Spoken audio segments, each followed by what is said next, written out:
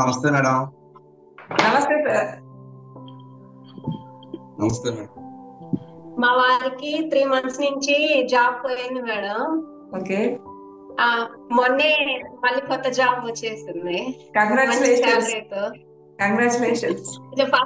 First నిన్న మీకు చెప్పాలంటే టెన్షన్ పడుతున్నారు, భయపడుతున్నారు. ఏం కాదు, మన మేడమే కదా చెప్పారు సార్. భయం. నిన్న డ్యూటీకి వెళ్ళొచ్చారు మేడం, ఈ రోజు కూడా వెళ్తున్నారు. ఫస్ట్ మీకు చెప్పాలని చెప్పేసి. Congratulations sir. అదే మేడం, మీరు రామా గురించి చెప్పారు కదా మేడం.